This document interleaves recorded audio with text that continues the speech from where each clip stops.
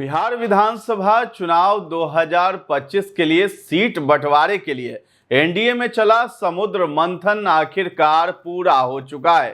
NDA ने अपने seat बंटवारे के फॉर्मूले का ऐलान कर दिया है। एनडीए के समुद्र मंथन से निकला सीट बंटवारे का यह फॉर्मूला राज्य में एक नए राजनीतिक संतुलन का संकेत देता है। रविवार शाम को सीट बंटवारे का औपचारिक ऐलान हो गया। बीजेपी और जदयू 101 सीटों पर चुनाव लड़ रही है। चिराग पासवान की पार्टी को 29 सीटें मिली हैं। वहीं उपेंद्र कुशवाहा और जीतन राम मांझी की पार्टी को 6 सीट से ही संतोष करना पड़ा है। बीजेपी और जदयू को जिस तरह बराबर बराबर सीटें मिली हैं, उसी तर्ज पर जीतन राम मांझी और उपेंद्र कुशवाहा को 6 सीटें दी गई हैं। मांझी की पार्टी हिंदुस्तानी आवाम मोर्चा को सीट बंटवारे में सबसे बड़ा नुकसान उठाना पड़ा है। इसी वजह से मांझी को कहना पड़ा कि आला कमान ने जो निर्णय लिया है वो सर आंखों पर है, लेकिन 6 सीट देकर हमारे महत्व को कम आंका गया है। ऐसे में हो सकता है एनडीए को इसका खामियाजा भी भुगतना पड़ जाए। इस बंटवारे से 2 बड़े निष्कर्ष निकलते हैं। क्या है ये निष्कर्ष, आइए जानते हैं। नमस्कार, आप देख रहे हैं न्यूज हाट, मैं हूं आपके साथ रितेश शर्मा। जदयू अब ड्राइविंग सीट पर नहीं, बीजेपी का यहां दबदबा बढ़ता हुआ दिखाई दे रहा है। पहला और सबसे स्पष्ट निष्कर्ष यही है कि अब नीतीश कुमार की जनता दल यूनाइटेड यानी जदयू राज्य की राजनीति में ड्राइविंग सीट पर नहीं है। 2024 के लोकसभा चुनाव में भी यह संकेत मिला था, जब बीजेपी ने 17 और जदयू ने 16 सीटों पर चुनाव लड़ा था। राज्य विधानसभा चुनाव में भी यही संतुलन कायम होता दिखाई दे रहा है। बीजेपी ने साफ कर दिया है कि वो अब दूसरे दर्जे की भूमिका नहीं निभाएगी और वो सत्ता के संतुलन को बनाए रखते हुए अगले चरण में राज्य का नेतृत्व हासिल करने की तैयारी कर रही है। चिराग पासवान भी एक फैक्टर है।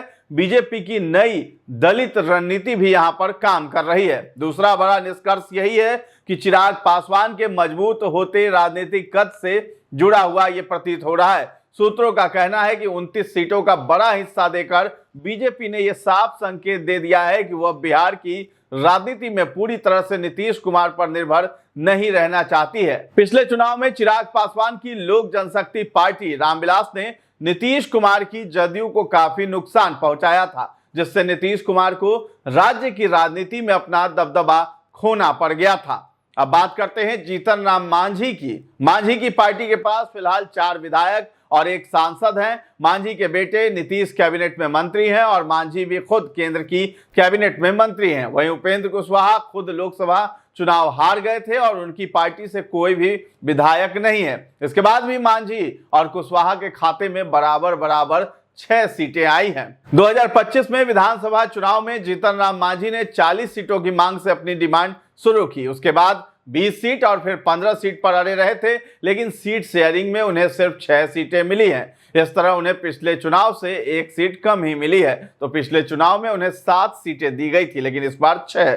तो बिहार की सियासत में मांझी भले ही केंद्र में मंत्री हो, लेकिन उनकी सियासी अहमियत लगातार कम होती जा रही है। 2015 में 21 सीटों पर चुनाव लड़ने वाले मांझी को 2020 में 7 सीटों पर चुनाव लड़ना पड़ा और अब उन्हें 6 सीटें मिली है। 2015 में 21 सीट पर चुनाव लड़कर महज 1 सीट ही जीत पाए थे। 2020 में 7 सीटों पर चुनाव लड़कर 4 विधायक जीते थे। 2024 में गया से लोकसभा सांसद बने और केंद्र में मंत्री। अब उन्हें 6 विधानसभा सीटें मिली हैं। इस तरह लगातार तीसरे चुनाव में मांझी की सीटें कम हो गई हैं। 2015 के चुनाव में उन्हें 21 और 20 में 7। ऐसे में उनकी ख्वाहिश थी कि 2025 में कम से कम 15 सीट पर चुनाव लड़ें, ताकि उनकी पार्टी को मान्यता प्राप्त दल का दर्जा मिल सके। तो सबसे बड़ा सवाल अब यही है कि पिछले विधानसभा चुनाव में सिर्फ 1 सीट जीतने वाली लोजपा को कैसे 29 सीटें मिल गई हैं और कैसे वो एनडीए में हीरो बन चुके हैं। तो ये सवाल ज्यादा जरूरी इसलिए भी है क्योंकि पिछले चुनाव में मांझी की हिंदुस्तानी आवाम मोर्चा ने एनडीए के लिए 4 सीटें जीती थी, लेकिन उन्हें इस बार 1 सीट और कम दी गई है। ऐसे में चिराग पर इतना विश्वास क्यों दिखाया गया है, ये भी एक बड़ा सवाल है। जानकार इसके कई कारण मानते हैं। बात यहां सिर्फ प्रेशर पॉलिटिक्स या फिर सिर्फ ज्यादा सीटों पर लड़ने की जिद नहीं है। इससे इतर लोकसभा चुनाव का प्रदर्शन और पिछले विधानसभा इलेक्शन में जदयू को कई सीटों पर नुकसान पहुंचाने वाले जैसे फैक्टर भी शामिल हैं।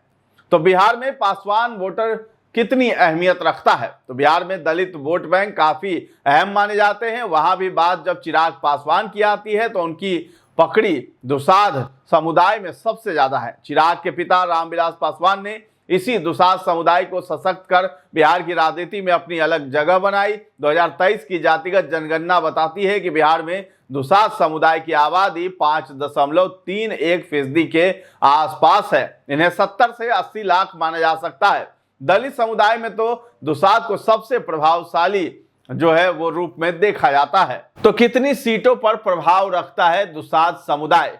हाजीपुर, समस्तीपुर, वैशाली, मुजफ्फरपुर और गया कुछ ऐसे क्षेत्र हैं जहां पर दुसाध समुदाय हार जीत तय कर जाते हैं। जानकारों के मुताबिक बिहार की 20 से 25 सीटें ऐसी हैं जहां पर दुसाध समुदाय की सीधी भागीदारी है और बिना उनके समर्थन किसी भी प्रत्याशी का जीतना मुश्किल है। इसके अलावा 70 से 80 सीटों पर भी दुसाध समुदाय अपनी उपस्थिति दर्ज करवाती है। इसी वोट बैंक के दम पर चिराग पासवान अपनी पार्टी के लिए ज्यादा सीटें भी मांग रहे थे। यहां भी हाजीपुर, लालगंज, महनार, रोसड़ा, वारिसनगर, हसनपुर सीट इस वोट बैंक के लिहाज से ज्यादा महत्वपूर्ण मानी जाती है। तो 2020 में चिराग ने हार कर भी कैसे खेल किया था?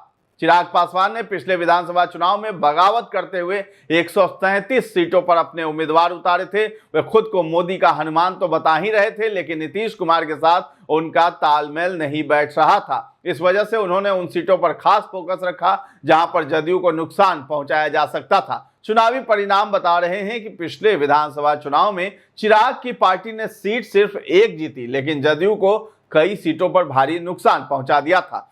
तो हम आपको एक टेबल बता रहे हैं, इसे आसानी से आप समझ सकते हैं। तो जो क्रम है, विधानसभा क्षेत्र बताएंगे और हारी हुई पार्टी के बताएंगे और उम्मीदवार।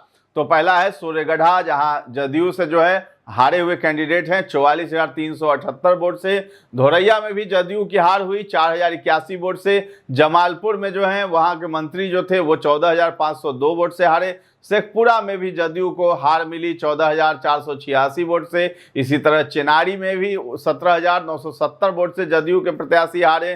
करगहर में भी जदयू के प्रत्याशी 16,907 वोटों से हारे। शेर घाटी में भी जदयू की हार हुई 24,000 वोट से। अतरी में भी 25,000 के लगभग वोटों से हार हुई जदयू की पार्टी। और मधुबनी में वीआईपी पार्टी के 15,775 वोटों से हार मिली।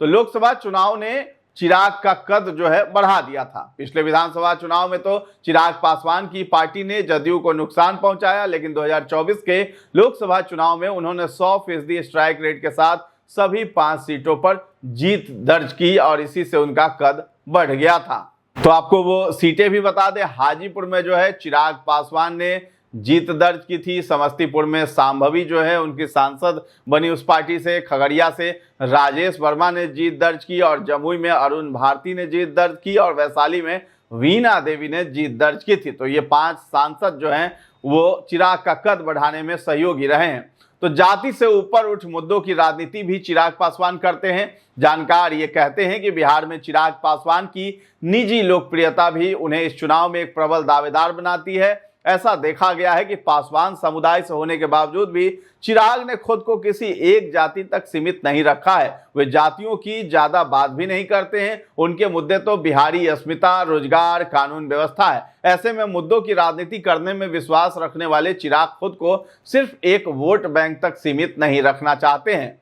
तो इस चुनाव में भी उन्होंने बिहार फर्स्ट, बिहारी फर्स्ट का नारा दिया है। वे तो हर जनसभा में बिहार के विकास, उद्योग और रोजगार को प्राथमिकता दे रहे हैं। वे युवा वोटरों को अपनी ओर आकर्षित करने की कोशिश में लगे हैं। ये वही वोट बैंक जिस पर तेजस्वी यादव की भी खास नजर है। ऐसे में अगर एनडीए में चिराग को इतनी तवज्जो मिल रही है, फर्स्ट टाइम वोटर, युवा वोटर भी एक बड़ा फैक्टर माने जा रहे हैं। आपको बता दें कि जेनजी वोटर्स को भी चिराग जो है वो आकर्षित कर रहे हैं। असल में हाल ही में पिक्सल्स ने एक पूरे देश में सर्वे किया था, उसमें बताया गया कि कौन से राज्य में कितने जेनजी रहते हैं। तो हम आपको बता देते हैं, एक टेबल बता रहे हैं जिसमें आपको पता चल जाएगा कि कहां पर सबसे ज्यादा जेनजी अभी मौजूद हैं।